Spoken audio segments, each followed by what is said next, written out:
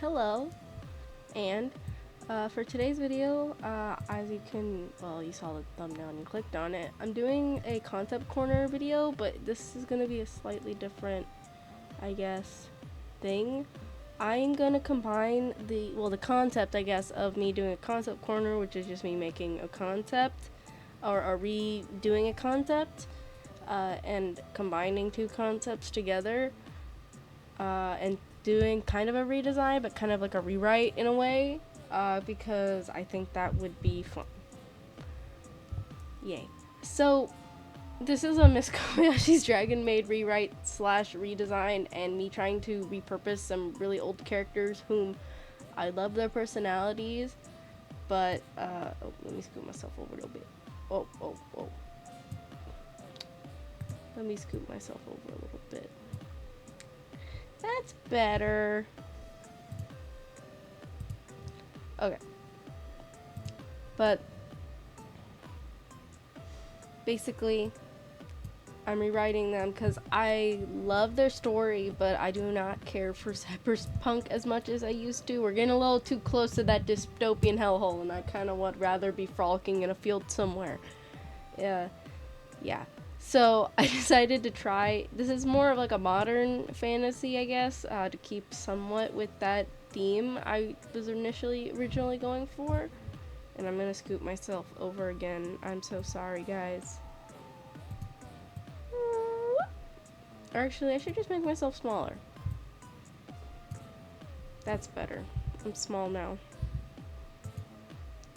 Yeah. Okay. So, sorry. Basically, I took these characters and made them either for Haveen. She's now a human. She's always been a human. Let me start off with that. But she's not a cyborg anymore. She's always had missing limbs due to them being like crushed.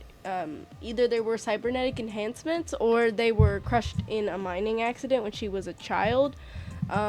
I'm gonna say they were crushed in a building collapse, maybe, at her like either when she was a kid or not recently, but at an old job, and maybe that's why she moved. I also made her. She's always been Native American, but I made her Native American, and I'm taking the story still setting place in Japan in the 90s. Ish. This is kind of like a weird alternate timeline. Not alternate, but certain current events are happening back then that, yeah, it's hard to explain. Other than I thought that I could write a slice of life and make a joke about America being horrible. Basically, she was like, I hate this place. And after her building collapsed at work, she was like, I need a fresh start, I'm leaving. And she went to go live in Japan. Because the social media basically told her it was the best place ever. Like it does. And it's her kind of her characterization is she's this kind of like strong, quiet type of person. She's still an athletic person. She's just not a fighter anymore. She's like a long distance runner. Hence why she has the running blade underneath her like pants leg. And she decides to not have a prosthetic arm because I know for some people, I didn't think I could draw. I don't think, okay, unless you're like super rich or your insurance covers it, and again, the time period, you're not gonna have a super advanced prosthetic arm that moves with you. And I could have done the logistics, but I feel like I would not have, me personally, if I didn't have an arm, I would rather just not have the arm rather than have a prosthetic that doesn't do anything for me. I would rather just not have the clunkiness on me, because but that's I guess not practical, but kind of practical point of view, and I see her being very practical like that, so she just has all of her shirts like tied up or they're short sleeve. I changed her outfit too to be more like an office because she does work in an office. I don't know what she does in the office. Maybe she's like a computer person or like an accountant. Not like crazy. She's like average intelligence. It's just kind of where she ended up. But yeah, so she moves to Japan, and that's when all the hijinks start happening. Um, so that's Javian. I could say, I guess, more, but I kind of want to make this a story, so I don't know how much will stay. I also designed her and Kata like 8 times in the span of a week, trying to figure out what I wanted to do. So forgive me. As you can see, I referenced my second to last iteration, because those 2 iterations are the most similar, and I like this one. I just didn't think the pants made sense. But yeah, we'll get to that. And then this is Kata. She's based off of an axolotl, and she's also a dragon, obviously, because what I'm rewriting. And so, if you've not watched the show, I don't necessarily recommend watching the show, but it's basically somebody who works in an office, gets drunk, wanders around the woods, finds a hurt dragon, helps the dragon. The dragon just falls in love with this person, and then the dragon hijinks ensue. Similarly, but I want their relationship to be a little bit more like complicated and built up.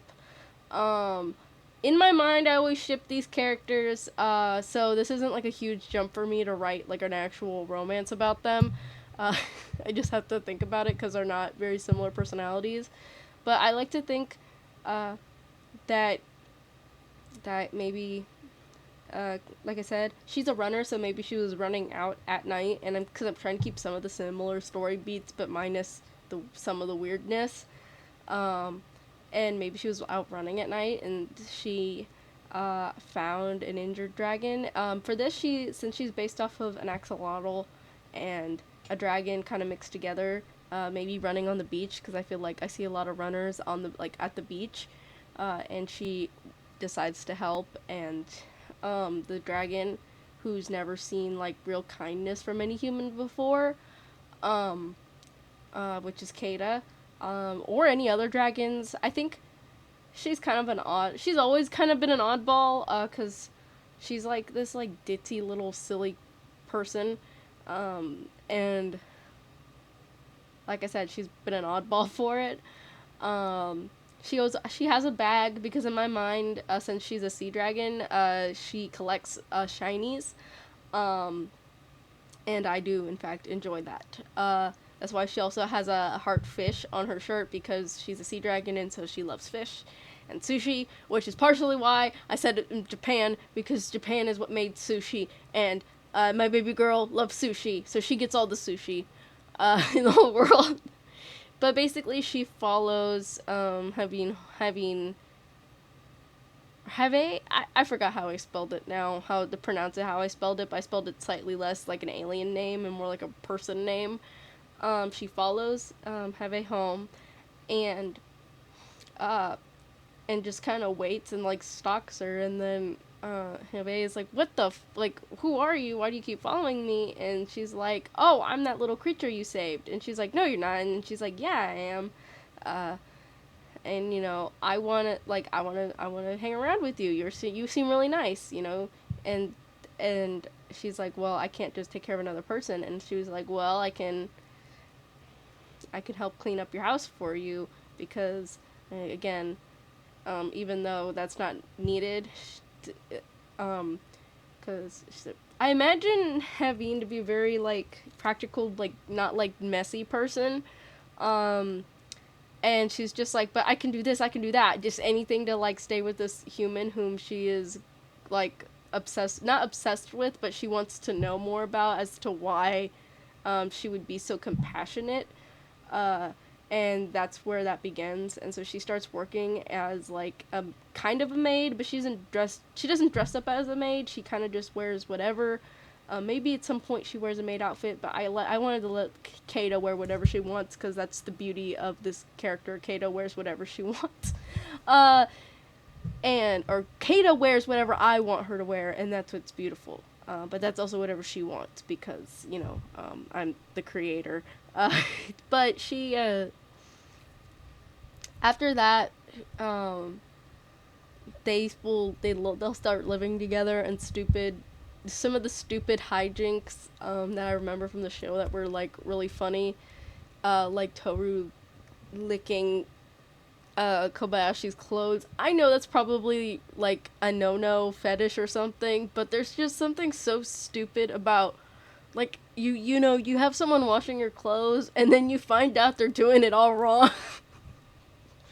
I've had that happen to me before, or where someone's washing, like someone washes your clothes and it's a whole. I just relate to the clothes not being washed properly, and that's why it used to make me giggle as like a little kid before, or not little. I was like 13, but before I knew about the weirdness of the show. Something similar to that, like maybe she uses some sort of like water magic that's kind of weird for like a human. I'm not sure. I also gave her wings that come off the sides like a succubus because I love those style of wings. And I felt like around her ears would be a little too cluttered. But they're little baby wings, and I thought that was cute. What else? I will be doing Starla and Jat, which Jat might get a name change because I was so sorely informed that their name is really similar to Jax from the Amazing Digital Circus, and I don't want to be told I'm copying. uh, and then Starla, which I don't think there's any correlation to Starla. But I do have a beta, I guess, design, but I have to keep working on it. But I'm aging her down to be a lot younger, so she's instead of being like 15, she's gonna be like 11, and she's gonna be, I guess, the Kana equivalent, and Jat actually might be being aged up to be older, and be more of like, I guess, like the Fafnir equivalent of being like this grouchy dragon that doesn't know the human world or human ways, or because that's very Jat, or they stay younger and they're still grouchy and like that. That would also be pretty funny. Uh, but yeah, throughout this like story in my mind, that's basically what they're doing. Is it's just Kata learning how to be a human out of this infatuation with this one specific human, and learning more about humanity as a whole instead of just swimming in the ocean. Them coming across Starla in some way, probably getting abandoned like how she always is, and